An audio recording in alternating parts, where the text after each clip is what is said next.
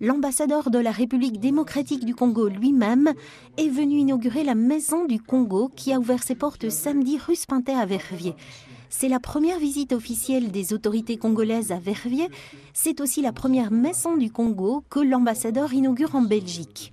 L'événement prend place dans un ensemble de manifestations destinées à commémorer le 50e anniversaire de l'indépendance de l'ancienne colonie belge. Lorsqu'un peuple a connu, comme chez nous, de massacres, de désespoir, la guerre, la renaissance ne peut se faire qu'à travers la culture. Et je suis très heureux que nous avons tout perdu, il nous est resté quand même à nous-mêmes notre culture. Et que ça vienne de si loin de Bruxelles, sans que ce soit un calcul politique, de la communauté elle-même, qui sent qu'elle a peut-être tout perdu, qu'elle est en train de tout perdre et qu'elle revienne à ses fondamentaux, en allant rechercher sa culture et en la mettant à l'exergue pour pouvoir dialoguer avec les autres peuples, pour pouvoir partager. Ça, c'est tellement fort que beaucoup de gens ne se rendent pas compte. Les Congolais, avec plus de 2500 ressortissants, est l'une des communautés d'origine étrangère les plus importantes à Verviers.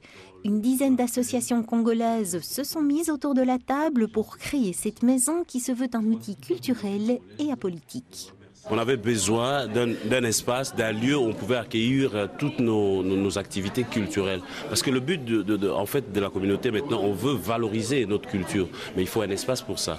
Et c'est la raison pour laquelle on a mis en place cet espace, la Maison du Congo. Mais c'est une maison qui sera à la fois un lieu d'échange, de partage, mais en même temps une visibilité, un lieu de rencontre pour tout le monde.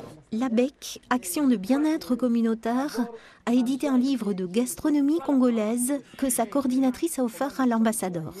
L'art culinaire est aussi un vecteur culturel et un facteur d'intégration.